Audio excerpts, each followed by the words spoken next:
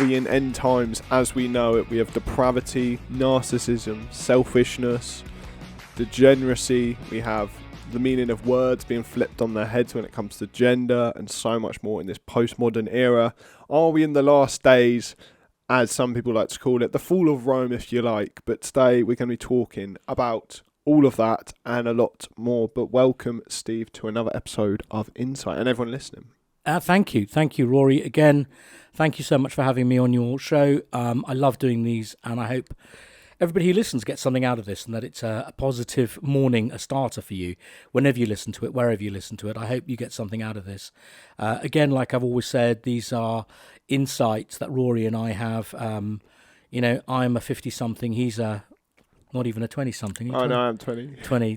Literally 20. So, you've got sort of almost two generations here. And I think it's valuable that, his generation hears what I have to say. And yes, I accept I'm a bit of a crackpot. But better a crackpot than a boring sort of fart. Amen. So, what I do say is probably, a little bit over the top sometimes. I get that. But I like to challenge the norm. I like to challenge the status quo. And I like to push the boundaries of our thinking, because I think if we just existed in the narrative that they want us to exist in the agenda that they've created for us, whatever and whoever they are, the forces that control this world, which I do believe there are, then we're less of a force against them. So this is partly about us learning to identify right from wrong, really deep in our hearts. And also, we're both Christians, so that's an important part of our conversation. And today, as Rory said, we're going to be talking about end times. So, looking forward to it, Rory. Looking forward to it. Well, thanks for being here, Stephen. Thank you to everyone who's listened, tuning in again. It means so much. If you do enjoy the episode, please do share it. It would mean a lot. As I always do the shameless plug, it would mean a lot, because it's the only way the show grows. So please do share it around. Yeah. But starting off talking about end times, a lot to go into. Like every subject, we start off with, well, let's go into... I know. I mean, the funny thing about this, so you've got to understand, I mean, I do minimal preparation. I'll check out some Bible verses. I wish I was one of those people that could pluck Bible verses out of my head. I'm not like you that. You are quite, I don't know, I would say. Well, occasionally they come to me. It's quite funny. They do. So a Bible verse will come. But the thing is, I can never quote, 1 Timothy verse 2, chapter 2, whatever. I can. Some people are very good at doing that, and they've learnt the Bible that way. My brain doesn't work like that. So, so it's a really interesting topic, and I was going to say that we don't prepare. This is sort of off the cuff, really. It's off the cuff as you can. It really is. You couldn't. I mean, I'm literally, I'm just surprised sometimes what comes out my mouth. And so it's one of those things. If people saw the prep for these episodes, I've been standing in Rory's kitchen. He's making popcorn and drinking a cup of tea, and I'm thinking, I've got to go to London to see my mum, and I'm like, oh, come on, Rory, let's get going. Every come in my room, it's an absolute tip. We're going to get like some sort of screen or something, because a few people have said to me, do we really have to look at Rory's bed, his pit? I see. Oh, fucking hell. Oh, state of that. I do need to actually do news sheets. Don't worry, mate. Don't worry. I don't know who actually... I mean, a few people do watch it, so I guess for them. But most people listen. And hello in your ears. Hello. Those of you who are listening, hi. Great. We're really pleased you're listening. Yeah. Please don't watch, because it's really not a pretty sight. It's not. I need to start using my camera as well, because I brought this fucking camera. It's so expensive. Oh, yeah. I haven't even used it for filming. You should. I'll tell you what, with cameras, what I do is I buy second-hand ones. I just don't buy new cameras, because there's the market, because everyone buys a camera and no one bloody uses them. True. So what happens is you've got this like huge amount of sort of second-hand cameras. Anyway, we're here to talk about something else. We could go on about... We go on a tangent about cameras. Anyway, exactly, so starting off about end times. So a lot of people say the culture we live in now, it's very similar to the fall of Rome, the end of the collapse of things, because... When you look at society, when gender is the most prevalent one that is kind of most commonly spoken about in the fall of cultures, like fall of Rome, depravity, selfishness, immorality, and a twisting of what were received morals, like prostitution and stuff of that nature, and. It's difficult to kind of ignore. A lot of people used to call it kind of, cuckoo, crackpot, as for better of a useful word. And now it's got to the point where like even regular people are like, hang on a second, like I mean even Joe Rogan, he is an atheist. He's curious. He's agnostic. No, he's not an atheist. He's agnostic. He's kind of curious. He's baffled. He even said the other day, and he's been quite a skeptic of Christianity. He said people need Jesus. Even he's seeing what's happening in our culture of lack of direction. I mean, what does a culture really stand for? What does a culture mean when most people don't even believe in a higher power? They believe the higher power is themselves. So I guess to start off with, I think we should talk about what a proper collapse of society looks like. Well, like, is it right now? Is there more collapse to come? Yeah, I'm going to cover that, but I wanted to something in my mind that I want to just cover off before we hit on that. Yes, collapse of culture, but going on that, Russell Brand, as so far as I'm aware, never declared an affinity with Christianity, probably the opposite. Okay, I didn't like him to start with. I've always struggled with him. Now, if you listen to him, he's become a Christian preacher for all intents and purposes, and I'm totally blown away. I really am utterly blown away that this man has done a 180-degree turn from the sort of drug-taking, philandering individual, and I didn't like the way he was crucified for his past, because the government didn't like the fact that he was outing what they're doing and what we all know they're doing, and he got absolutely hammered for that. I think it was Penny Mordaunt, wasn't it, or one of the local MPs here. Anyway, I'm not going to go there because I'm not going to get politicised. But again, you're talking about what I wanted to discuss about the end times, okay, is that this turning to God, turning away from God and turning to God. So it's quite opportune that we're speaking about end times when we have an event that's about to happen in the States that social media's been buzzing about, which is the solar eclipse. Now, I've seen many solar eclipses. When I say many, I've seen about 4 or 5 solar eclipses, But, they don't come around too often, and you're very lucky if you get to be positioned where you get sort of totality, the ring covering the sun completely, the moon covering the sun. And there are questions at the moment being asked. I've seen some stuff where there's an eclipse going on, but you can see the moon somewhere else, and it's like, what's that? Now, I don't know whether that's true. Some of you might have seen something like that. We don't know what's happening with this eclipse. We've reached that stage where we're so bamboozled that those of us who are digging deep are now seeing things like they're questioning what NASA says, and we know that NASA means to lie, to falsify in Hebrew. And again, I'm going down a rabbit hole there, but these are things that are being discussed. But at the moment, I don't know if you know, there's an eclipse happening, and the importance of this eclipse, interestingly enough, is it forms an X with the previous eclipse, which happened, I think, I can't remember the date of it, so forgive me, but there was a previous eclipse, and the previous eclipse went through towns that all had the name Salem, which is quite interesting. So all the towns on the path of totality had the name Salem. Okay, a lot of the towns had Salem. This time, it's going through towns with the name Jericho. And they cross, and I don't know how true this is, but they cross at a place where it's a town called Rapture. So there's a lot of, it's Bible Belt. It's going right through America, Bible Belt. So you can imagine, from an American perspective, this is quite symbolic. There's a lot of superstition about this. I accept that.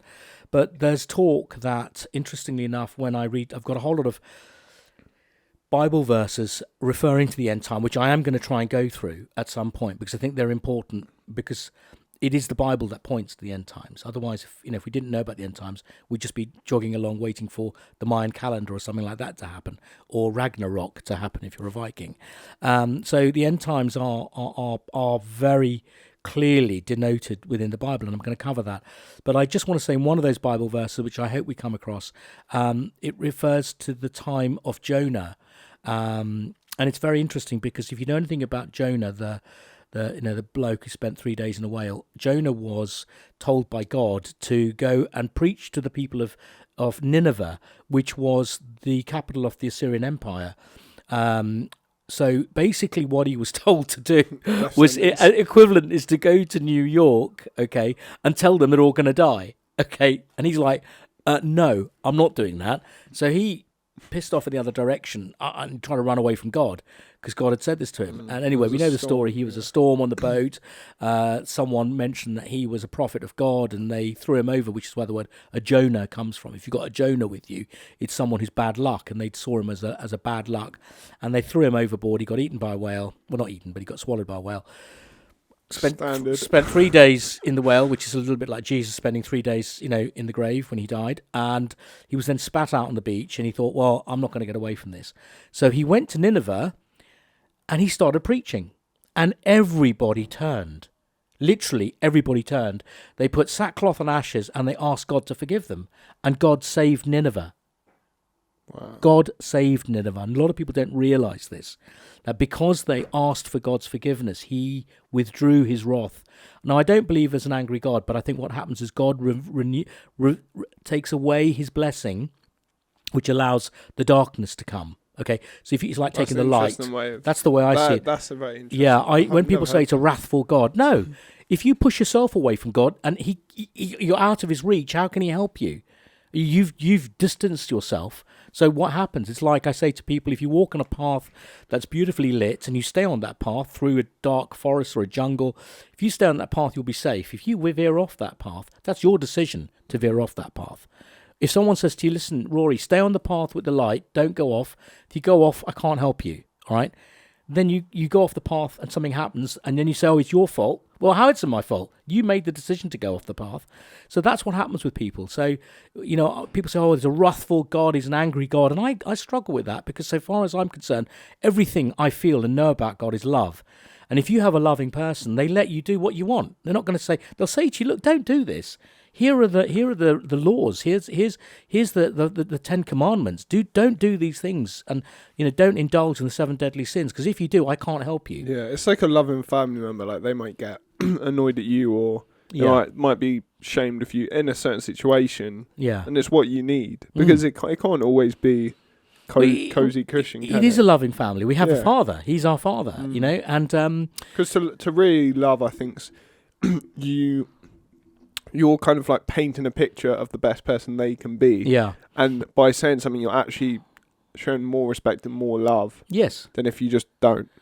Well, it's up to you to adhere to what they tell you. It's like you can talk to me, Rory. I can tell you till I'm blue in the face, not to do something, and you go ahead and do it.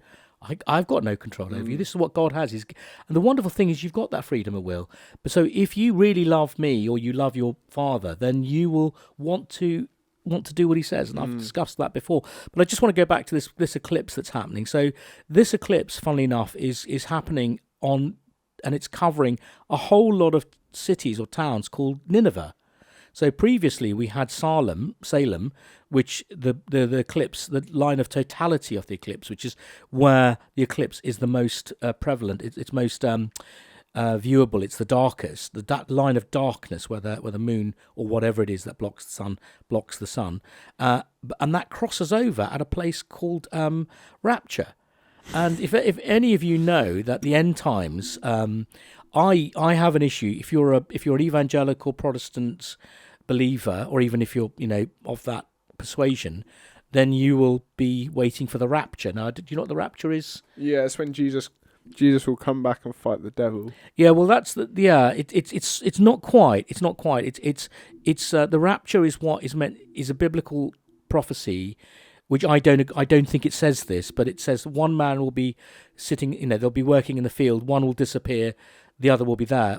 Two women washing, and one will go. One will be there. Wait, so what's? Because I always thought the rapture was the coming of Jesus. It is. It's the precursor to the coming of Jesus. Okay. Right. So the rapture. This is where I get a little bit confused because there's a whole industry on whether it's. See, there's a tribulation. Okay, the tribulation is a terrible time, which is going to cause us all great grief and pain and anguish, and that's the precursor before Jesus comes. But there is this argument that we're going to be raptured when, and this is where I get a bit confused, because the rapture is meant to be when some of us are going to be lifted up into heaven and others are going to be left, because the Bible says there will be two people in the field. Okay, there'll be one, both working, and one will go, the other will stay. The one will be taken, the other won't, and then same. And they talk about these, separation happening, which, funnily enough, I believe is happening now, but in a different way. But the belief is amongst these evangelical Christians is that literally the people who are taken, I think the people who are taken away are the ones that are going to go, okay? And I think the ones that remain, I'm not a biblical scholar, I don't understand, but I'm trying to explain to you what rapture means, what the belief is that whoever has been chosen is going to be lifted up to where the eagles are, which is in the sky, and your bodies are going to fall away and you're going to then be with Jesus. Okay, and there is this argument, there is this big contentiousness as to whether it's pre-tribulation rapture, mid-tribulation rapture, or post-tribulation rapture. Wow. Okay, so there's this big sort of eschatological study. Eschatology is the study of end times, the book of Revelation and the study of end times. And so there is this concept of rapture. And I just want to go to the point about separation. What's very clear, and Jesus speaks about this many times, is that the wheat is going to be separated from the chaff. The weeds are going to be separated from the wheat. There's going to be a separating, okay?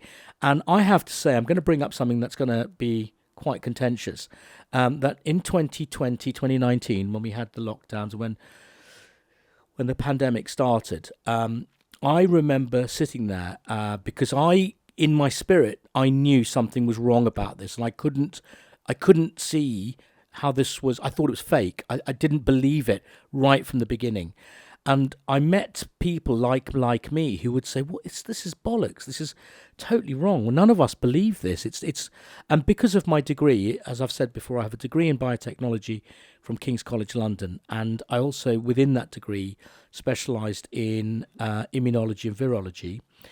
And also as part of that, I worked as a research scientist at Glaxo. So I've got a real understanding of immunology. In fact, the source of the vaccines is biotechnology. We'll keep off it. Okay. Because I will, like, as soon as someone says COVID, I'm off. Right. Oh, are you? I think you are as well, a little bit. Oh, yeah. I mean, for me, I can't even, if someone mentions COVID at a dinner table, people can't do it. Really? It's like a trigger word. I can't, like... You can't... What does that mean? What do you I just go on I just... Switch off? I can't... No, I just talk about it. I just can't stop ranting. Like, I see what you mean. Well, I'm not going to go too much on this. Someone says the C word, the point, yeah, I'm 2 hours later. Yeah, I know, I'm the same. It just sends me into a paroxysm because I'm so angry that people... Anger. Yeah, I'm trying to hold it back. It's like a mental fuck you constantly. Oh, I know. It really is. It really is. Dear. And I mean, when you've got Boris Johnson, the email that he sent, which said you're more likely to die falling down the stairs than you are of the C word, the C-19, then there's something they knew. They were partying. Okay, they knew if this was really deadly, super deadly. If this was super deadly, you'd be like off, wouldn't you? They would have gone off on that super yachts, and you know. One of the chief scientists who pushed for lockdown said in the COVID inquiry that BBC News exaggerated the mortality of COVID to pressure people into lockdown. On fucking COVID inquiry of a guy who has an interest to push lockdowns, he said that. Yeah. So anyone out there, like, wake up. Fuck up. Yeah, I mean, funnily enough, I had a meeting of the Awake friends, the people who think like you and me. We had a lovely meeting on Thursday. We meet at, if you're interested, Rory will tell you where we meet, but we all meet and just have a couple of beers, just to maintain the community and be able to speak to people who can see things the same way as you. And this is the point I want to make. So I realised I coined the term, it's a well-used scientific term. It's bifurcation, which is the forking, the splitting. A bifurcation is a splitting off the path within humanity, and I really felt this. I felt that there were those of us that kind of knew, and there were those that were just oblivious to this, and they'd look at you like you're an idiot when you said things like, "Don't take the vaccine, don't do this, don't do that." Also, I want to interject just because there'll be people listening who to the vaccine stuff. Right, regardless of your view of that, right, let's say you think it's completely safe and effective, you think lockdowns, we're justified. The humanity of forcing people to get an injection, that's wrong, that's evil. We've always agreed segregation's a bad thing. So, So why did we allow it? Everyone can get behind that. Yeah. And the fact that people fell in line, Yeah. The anger I felt. I remember watching these videos coming out of Australia. Yeah. Oh. The anger. Oh. Did you see those guys? I wanted that guy getting knocked over because he'd gone out. I was so... I can't tell you. I was so angry. When there was a march in Melbourne that they tried to squell it. There was like about 2,000 people. They were all going to get arrested, lose their jobs potentially. Dictator Dan, wasn't it? And then they sprayed them. And I remember seeing a granny getting hit, and it was just like, these people, these are the freedom fighters, people willing to risk it all. Remember when we went on the marches, Rory, and then they weren't even televised, one of the biggest marches. And the point I want to make is that I was talking to a young guy at the pub, and I mentioned, I as always in conversation, I say we need some form of rebellion, lawful, peaceful. I'm not preaching anything violent, but we need some turning away from some, and he totally agreed. And then the more I spoke to him, the more I realised he was like us. He was an awake thinker, and he said to me, and it broke my heart. He said, I desperately didn't want to take. I knew I shouldn't take it. He said, but I was put under so much pressure by friends and family that I took it. And then my partner's got a person she was speaking to who said she went to get it. She knew it was wrong, and she was sobbing. She was crying when they gave her the vaccine because she knew it was wrong. She knew it was wrong. And what are we seeing now? Listen, when a government changes your reporting on excess deaths, which they've now done, okay, you've got to ask yourself, why are they doing that? What is going on here? What is going on? So before, we've had a way of reporting excess deaths that no one's questioned. Everyone's been happy with it. All of a sudden, the excess deaths start going up. We need to change that. We need to change that. Yeah, I mean, it really is.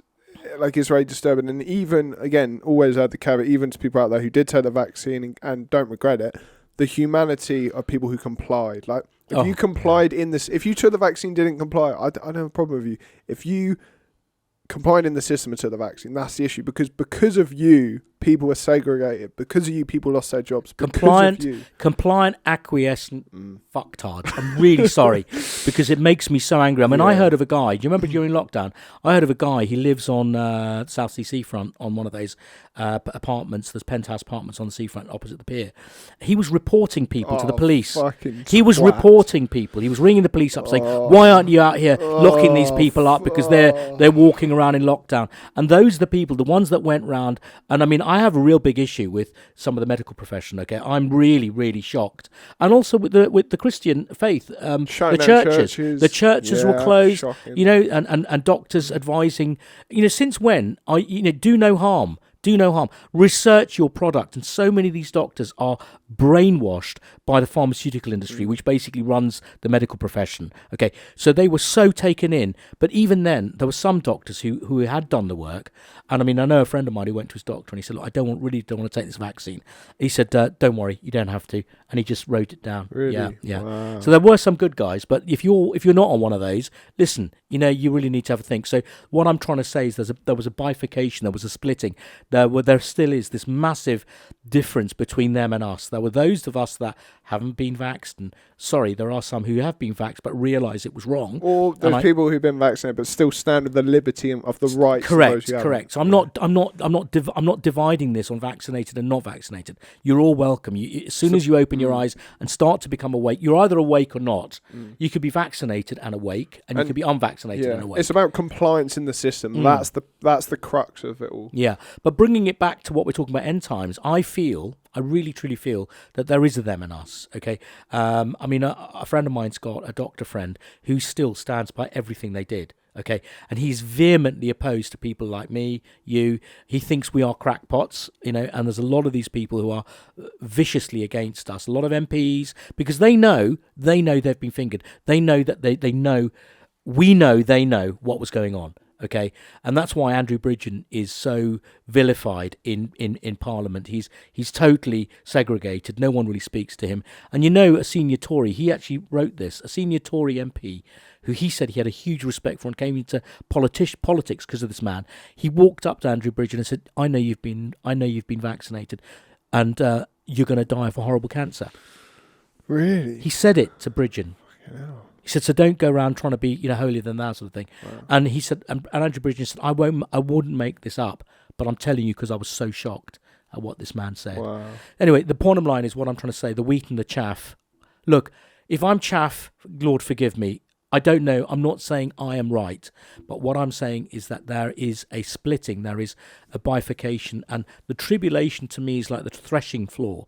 When they bring the wheat in, they need to separate the sort of nutritious piece of the kernel of the wheat from all the rest. So they beat it with these like threshing flails, which are big sticks on chains, and they just beat the wheat that's been brought in from harvest, and it separates, and then they blow, and the chaff and the wheat is quite light, so it blows away, and then what you're left is with the grain, and that's obviously what we use to make bread and flour. So what I'm saying is that something like this, I believe, is happening, and I believe it started in 2019, 2020. I believe that this separation, and the other thing is, it's even more compounded than that, Rory. It's not just about those of us who believed in lockdown or didn't believe in lockdown. There's so many things that are dividing us, and there seems to be, like, the Ukraine, like transgenderism, veganism, and there's a whole area of behaviours, but it appears that there's a core group of us that are all agreeing, on the same things, and we're falling away because, for example, I was looking at reform as an opportunity, the Reform Party as an alternative.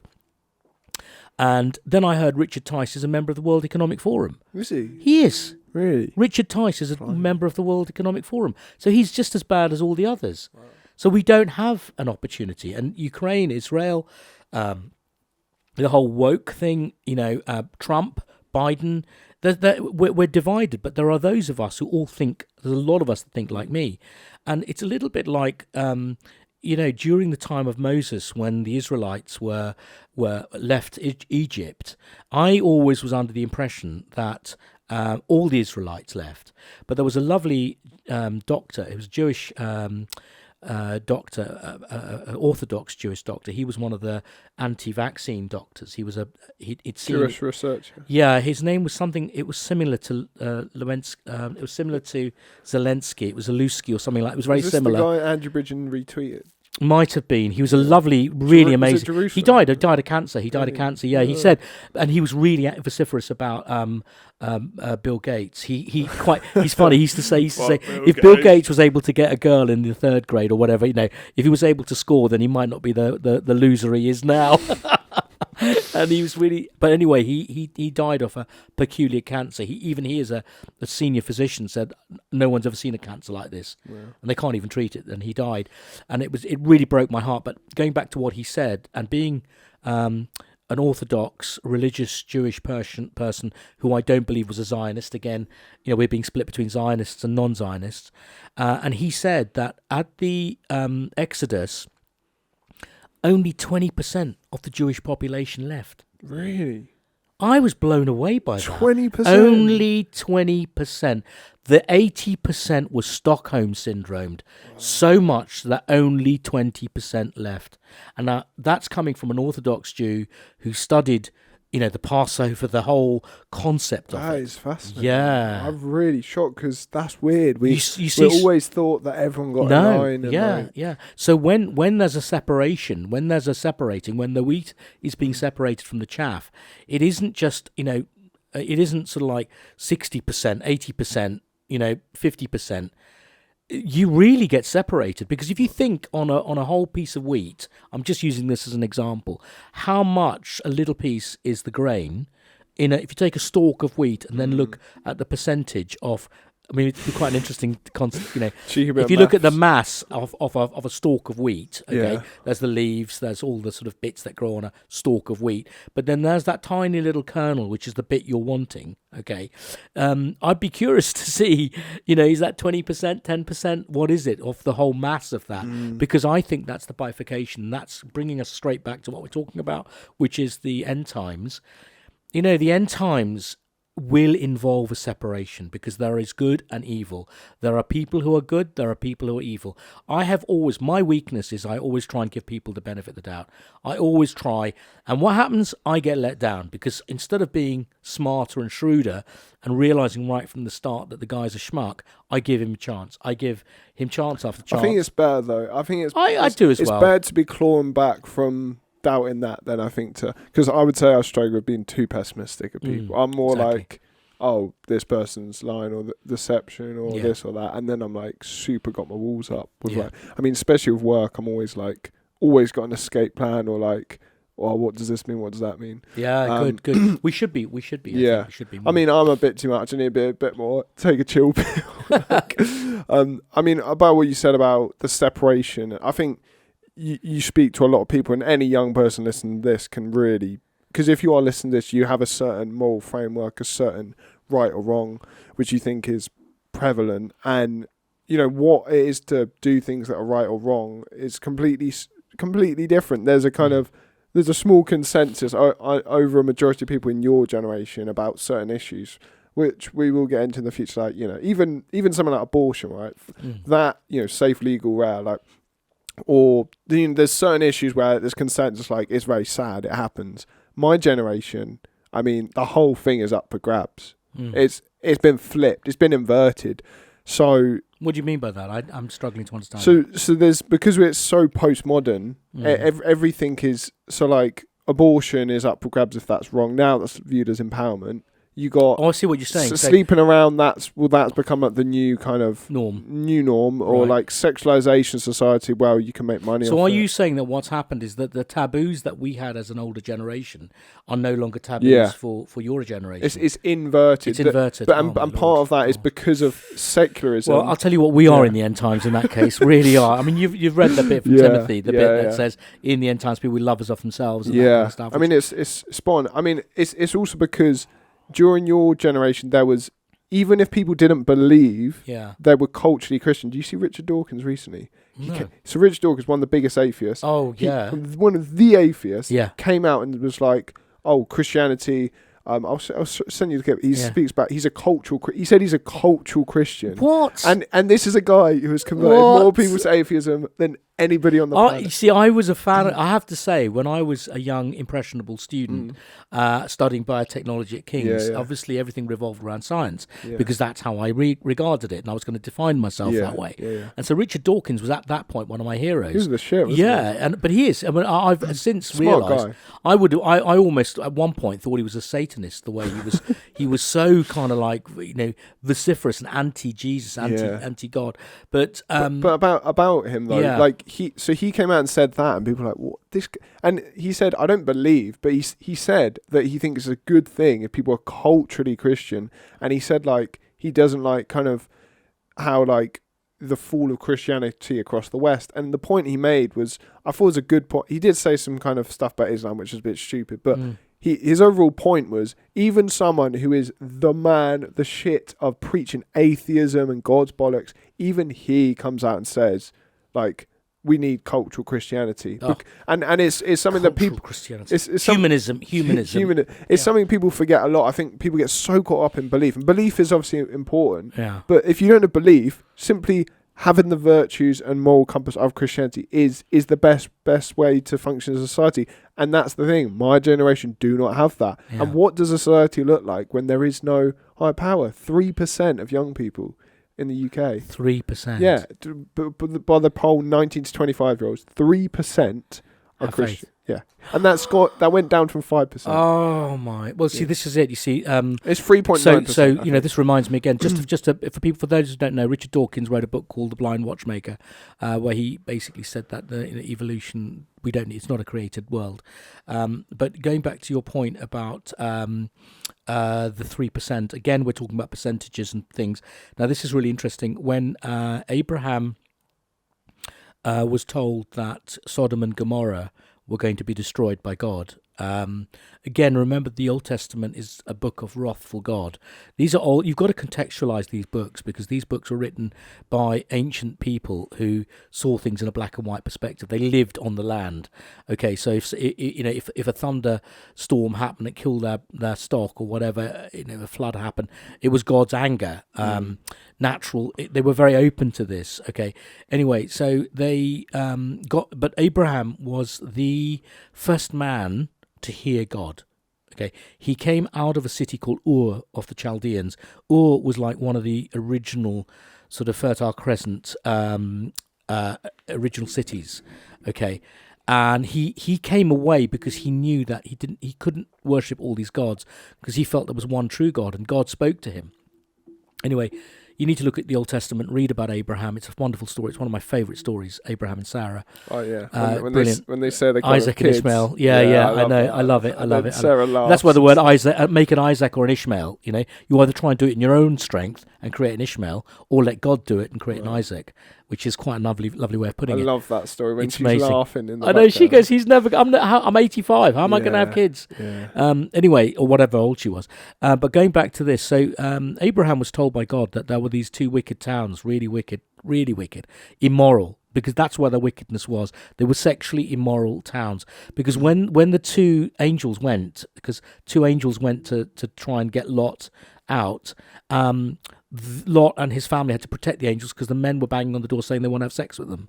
Wow. Read it. It's in there, okay? Which is why a lot of, gay activists don't like the Bible, or anti-Christian, because it says very clearly how God doesn't approve of that.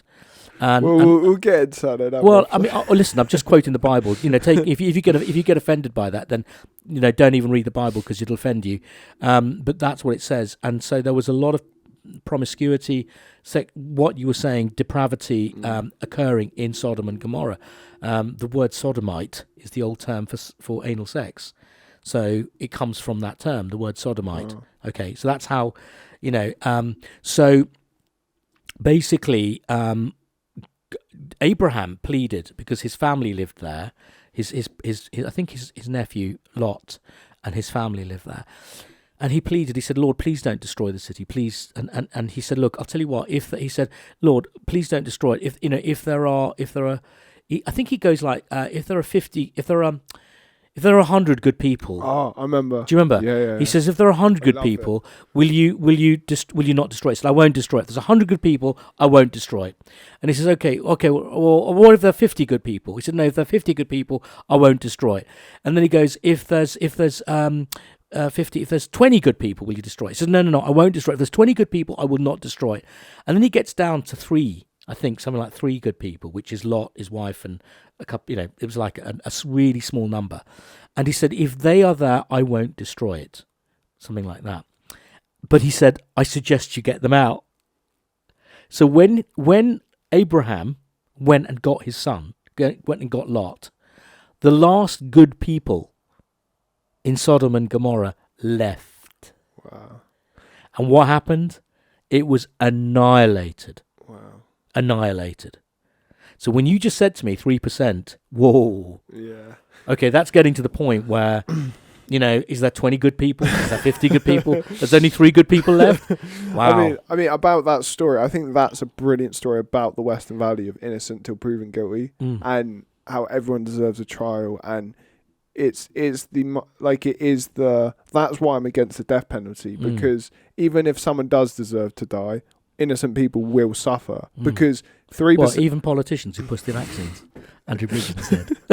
Well, sorry. So 3% of people on death row, I believe, yeah. are killed who are innocent, right? Yeah. And there will always be, even if it's one person, there will always be people put to death who are innocent. So if people are pro-death penalty, inevitably there will be, even if it's one person. Yeah. And because of that, I'm against it, because I don't believe that God would, if there's one innocent or there's one good man, like I love that story so much. And like, people really need to think about a society that has lost religion.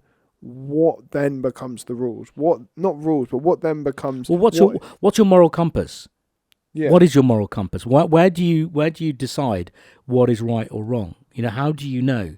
Because if that's gone, if you've pushed away God, which is what's happened, if you've pushed away God, and if you've accepted that you can do as you want, all right, and there's no limitation on what you want to do, then we become the cultures that were responsible for the appearance of Jesus in the first place. Do you see what I'm saying about that?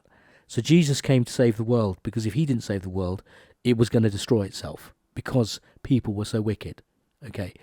And so the fact that Jesus came showed us that God loved us, But more than that, God wanted to say, look, you know, I thought I'd told the Jewish people, I thought I told you guys what the truth was through Abraham. And you've got it wrong. You've got it so wrong. You think it's all laws and rules and regulations and, you know, you've got it wrong. And so I'll tell you what, I'm going to come and send you Jesus. And when Jesus arrived, this lovely man who did nothing but heal and pray and love people, and he said, you know, in effect, I am the Son of God. I've been sent from God. And they killed him. They crucified him. And that, for me, is an example of how people will only want to choose for themselves what they want to do. Their rightfulness. They're righteous in their own eyes. Yeah. Okay, and so you can stand in front of them and tell them, you're wrong. Look what you've just done. You're wrong. Yeah. And so what Jesus did was he gave us a moral compass, together with the teachings of Moses from the Ten Commandments and the Old Testament rules. But then Jesus said, the rules aren't out there on a book, they're in your heart. When I come into you, when the Holy Spirit descends, you have the rules written on your heart, which means you know instinctively what is right and wrong. Okay, so when you don't have Jesus, when people don't have that sense of faith, even a small amount of it, even acceptance of God's grace, will give you that right and wrongness. Okay, Yeah. and when you get people who don't even have that, then we're in big trouble. Yeah, I think that's absolutely spot on. I think, and that links in with kind of the whole God-fearing thing, which we've spoke about before. Well, I mean, kind of tying it up, when do you think, so if we are in end times, there needs to be an end, obviously, because it's the end. Yeah, Monday, 8th of April, when the eclipse happens. Now, pulling a I mean, well, when do you think? I'll tell you what. I mean, you know, there's a lot of people saying something's going to happen on Monday. There's a lot of people. I don't know if anybody's listened to Cliff High. I mean, I used to listen to Cliff High, but I now I'm a bit concerned about some of the prophecies he's made. But about a year ago, about 6 months ago, he was saying there's going to be something really big going to happen in sort of in the spring. He said something huge. He said it's 13 times bigger, because he does these calculations, than 9/11. He said it was going to be bigger than 9/11, this event. And so there's a term. Have you heard the term Black Swan event? Do you know what a Black Swan I have event? heard of it. Okay, so the term Black Swan was coined by an economist, and he used the basis that we live in a world where we have accepted that everything is the way it is. Okay, so he used the term swan. Okay, so everybody accepted that swans were white. Yeah, what colour's a swan? It's white. Okay, then they went to Australia and they discovered a black swan. And it's like, what? Hang on a minute. Swans aren't white. They're black. They can be black. So a black swan event is something that you can't even conceive of it happening. Right. Okay, it is so beyond your ability to comprehend that it blows you away, because what there is a lot of people are talking about is a black swan event happening. Now, it's not just going to happen. There is a reason. There is also not only a spiritual reason, because I also believe everything's spiritual, but there is a sort of, a normal human-based reason for this to happen. Remember, we have elections coming up in the States. We also have elections coming up in England. We have elections all over the world. It is the biggest number of elections happening in 1 year, interestingly. And I just want to come back, remind me 2024 is important. Remind me to say, Steve, 2024 is important. You'll understand why. So there is going to be a... sorry, I've lost my train of thought. Give me a moment. 2024 end times. End times, yeah, but we're talking about elections, Black Swan event. So what's going to happen is, I don't know if any of you know, but Trump was up for election in January, the following January before. So what they did was, there is a theory that the lockdowns were to control the ability to people to go and vote. Also, because of lockdowns, more people would be postal voting, and your more postal votes are more open to being. Okay, hear me out. Go on. I mean, we won't get into that. Okay, because I know, and it's great that we disagree. It's great that we disagree, and I know what you're going to say. That's a load of bollocks. But the fact is that there are a lot of question marks as to whether the validity of the vote for Biden. There are massive question marks about that. And anyway, but the argument is that this helped in getting Biden in. Okay, that's the fact that there were lockdowns and that the majority of voting was happening postal votes, and there were whole batches being delivered which were just bogus. Anyway, the reason I'm saying that is because what they're suspecting is that Trump is up for election. Trump is running in November the 5th, interestingly enough. What is going to happen before now and then? Because there are a hell of a lot. I mean, people have Trump derangement syndrome. If you met like you like, I have COVID derangement syndrome to an extent, but there are people with Trump derangement syndrome where you mention the word Trump and they go into paroxysms and they say what an evil, horrible man he is, and they believe everything they're told in the press, that he's this, he's that, he's this. So there's this Trumpophobe. So what we're saying is, could there be an event? So there's two aspects to this. Is there an end of world event happening, or end of time event happening?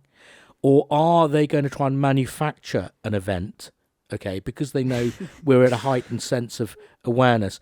Is there going to be a black swan event which is going to disrupt our ability to elect a new president, a new prime minister? Is that going to happen? What time scale? Well, we've got now between now and November the 5th, okay? So now on November the 5th, a lot of people are expecting a black swan event, right. Okay?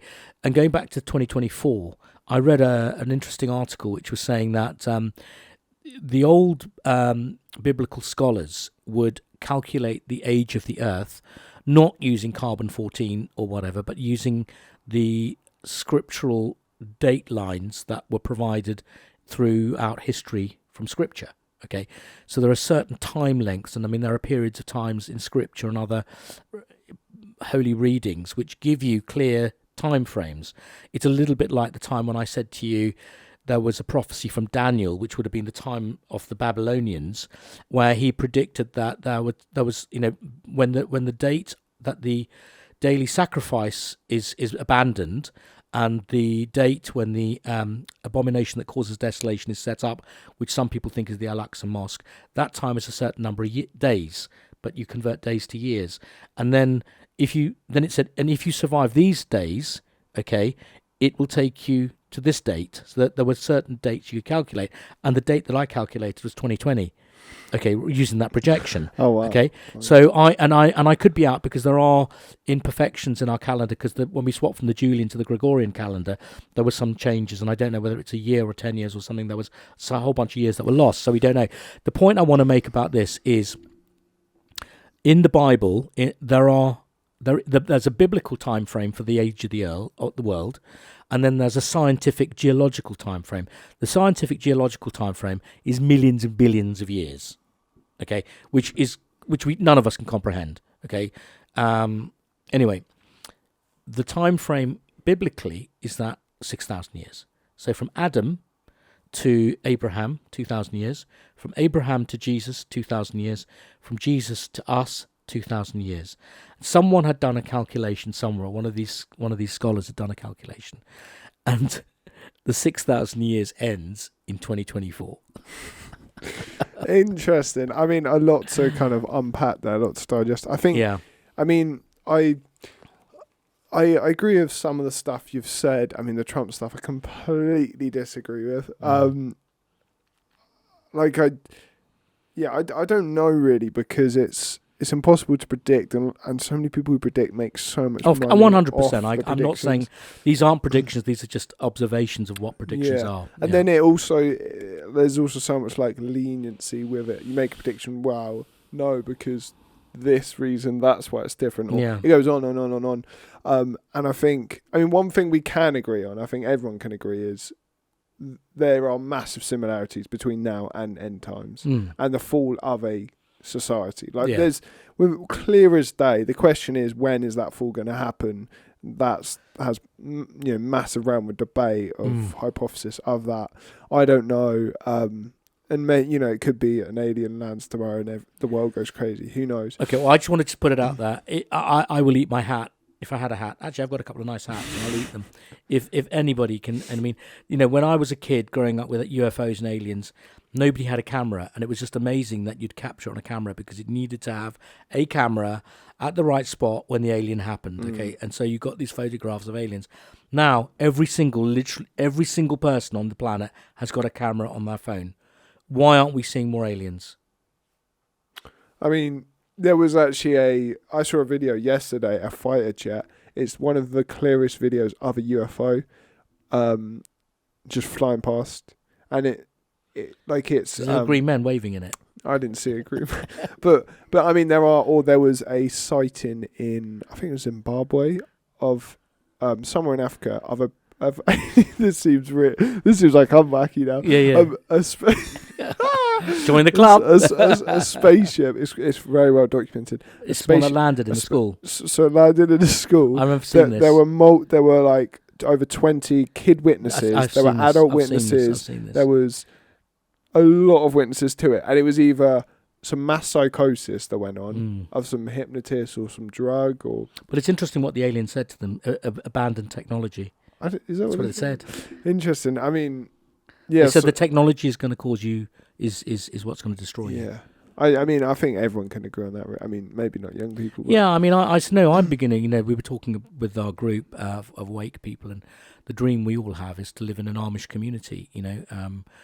Sort of a community where we can use technology for what's good, control it to the point where, it's not being used against us or in ways that can manipulate us. So, look, just going back to the UFO thing. Look, I honestly don't know, but and who's to say that there aren't spiritual beings that can that are confused as UFOs. Yeah. We don't really know. That's a good point. And also I don't know, and also.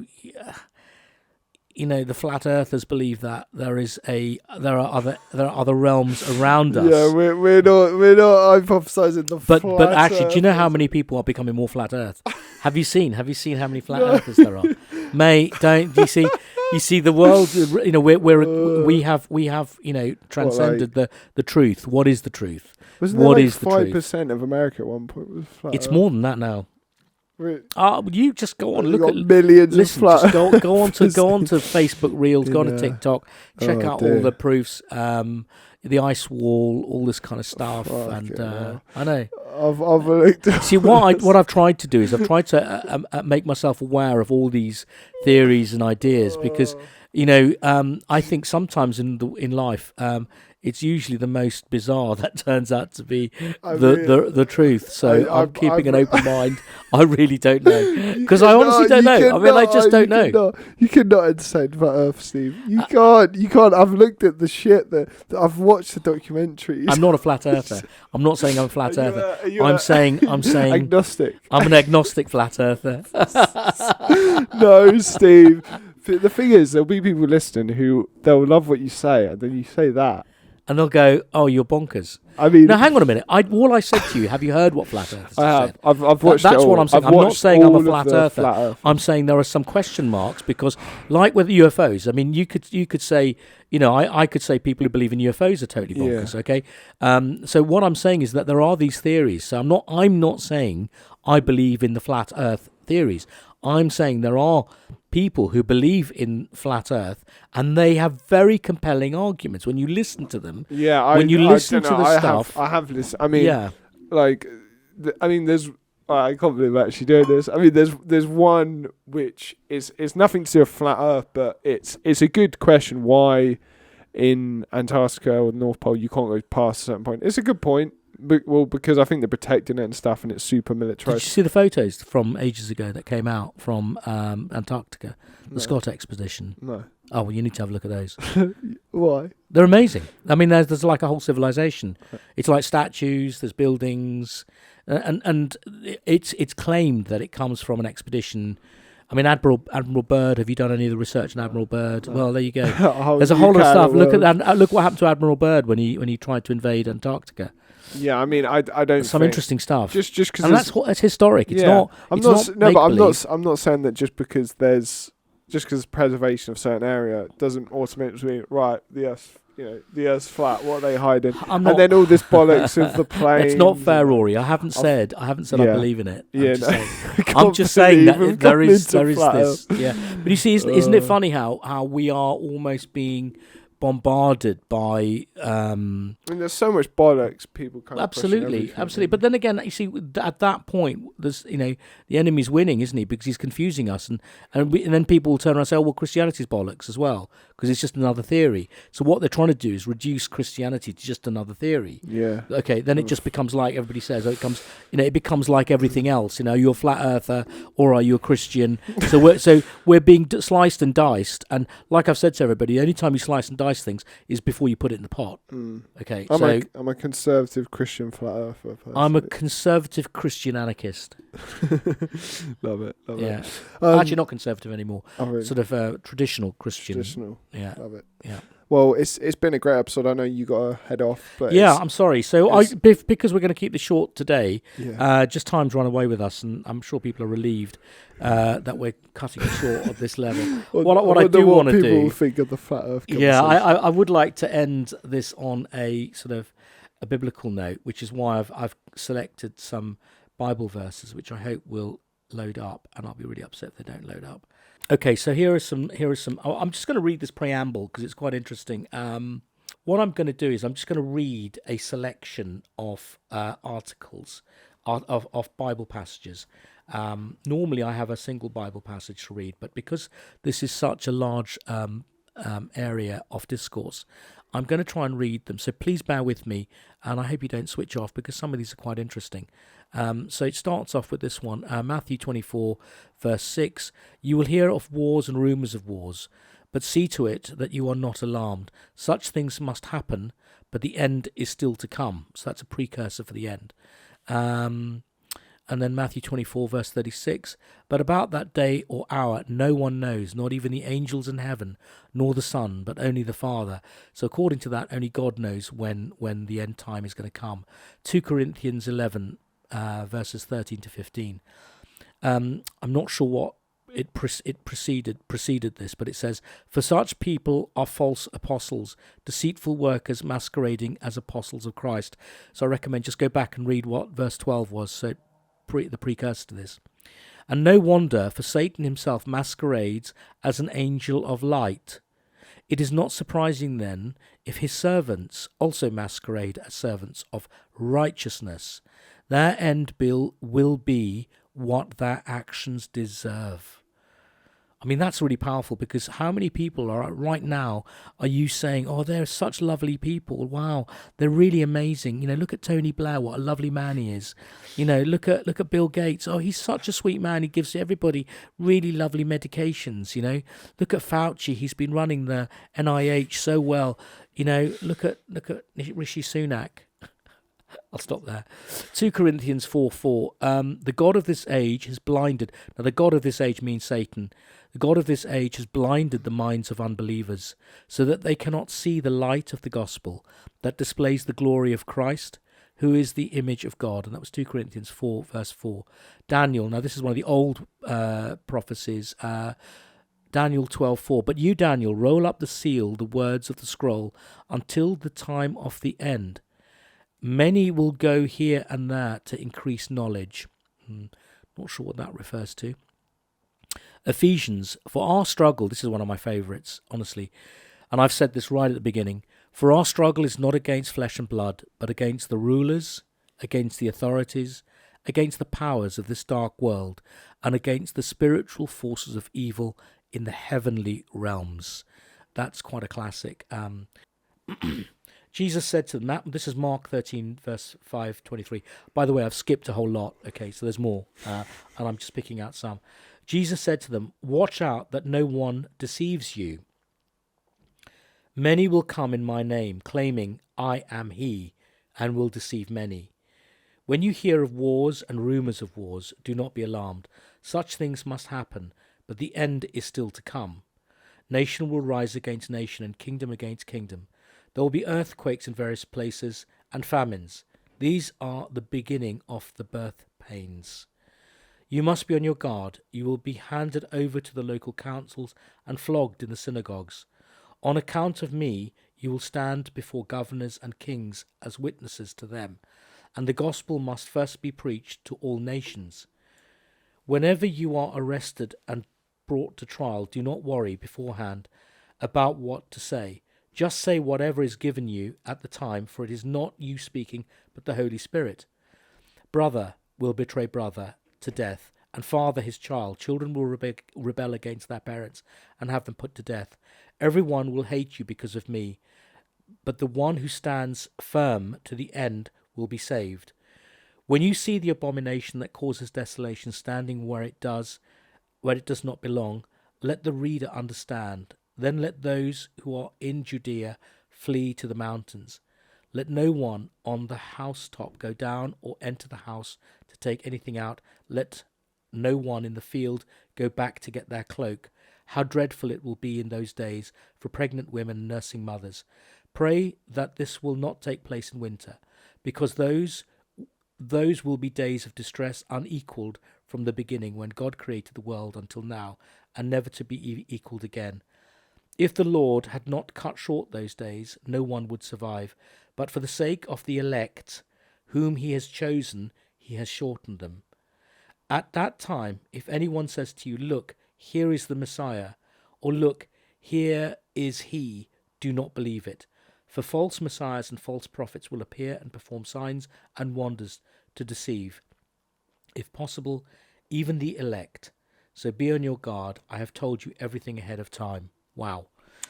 Sorry, it was a bit long, but I had to finish that because there's a lot in there. Yeah. I think that particular verse refers to also the end of Judea under the Romans, because there was almost a mini tribulation occurring in Israel when the Romans totally annihilated Israel and Judea, and then obviously the Israelites the Jews were sent around.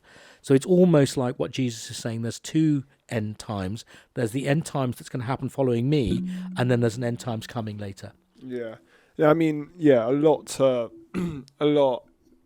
what you said there is so spot on to what's happening now and so unbelievably relevant. Yeah. And I hope that people listening have taken something away from this episode, because it's a very broad topic, like all of our topics, and there isn't really a conclusion to it, because we're not talking about like kind of what people can do and stuff, but it's more of a food for thought. Yeah, definitely. Yeah, and there'll be a lot of episodes like this, but I think kind of all those scriptures people will appreciate. And thanks so much for listening, every single one of you.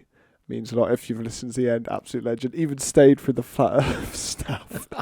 Absolute legend. I did. I'm not a flat earther. Can I finish with a prayer just quickly? Okay, so I just want to pray for everybody who's listening, but also for the world as a whole. Lord, Father God, have mercy on us. Have mercy. Help us, Father God, in this time of confusion where we are all, even those of us who have a deep faith in you, where all of us are totally bamboozled and beguiled and confused by what's going on. Even flat earthing. It's a difficult place to be right now, and there are those of us who are really not enjoying the world as it is. But I ask that you will, through your grace, meet all of us in our needs. Help us, keep us strong, stay with us, bless us, keep us safe, keep us from evil. In Jesus' mighty name, amen. Amen. And thanks for coming on again, Steve. Do always appreciate your time. Pleasure. And thank you to everyone who's listened. If you did enjoy it, please do share it with a friend, as I always say. And apologies as well. Last week I actually fucked up. I published it at 10. Oh no. So sorry about that. No. To be honest, the clocks had gone forward as well. True. So you were kind of slightly thrown, because I remember going at 9. And then realising it hadn't. It's okay. It's all right. I'm sure we forgive you. Yeah. Well, I hope you do a great job, my friend. Thanks. And I just want to say to everybody how I admire this young man. I just want all of you. Also, I want you to pray for Rory. I want you to pray that he has peace and that he is able to continue what he's doing, because I truly believe that you guys are seeing a real man of God, a young man of God. You're seeing someone who has got some amazing things to do in his life. And I really say that, Rory. I'm prophesying that over you. I'll say that you're going to do some amazing things. Thanks, Steve. You're going to do some amazing things. You are. I hope so. God bless you. Yeah. Thanks, Steve. That was really, really sweet. And same with you. Bless you. It really Thank is. you. Thank you. And thank you to everyone who's listening. Please do share with a friend, family member. It would mean a lot. Share around, all that good stuff. And if you're listening on iTunes, please do give a rating. It would mean a lot and it always helps. Share around. And more news about the live event coming soon. But if I'll see you next Thursday at 6 o'clock or the Sunday show at 9 o'clock. You can follow me at Reg Podcast on Instagram or at Rory Podcast on Twitter. And do tune in for next Sunday at 9 o'clock. We got like some big topics, which we're going to do some really deep ones. And we're also doing this live event, aren't we? Live event, April yeah. 20, So April do 27th? well. I'm not He releasing hasn't the got a date date. yet. We He's not need to releasing the confirm date. the booking, but Yeah. follow me on Instagram. Only God knows. Yeah, only God knows. So follow me on Instagram so you updated that. Yeah. But I fucking love every single one of you. I really do. Thank you so much for listening. It means a lot. It's a bye from me. And it's goodbye for me.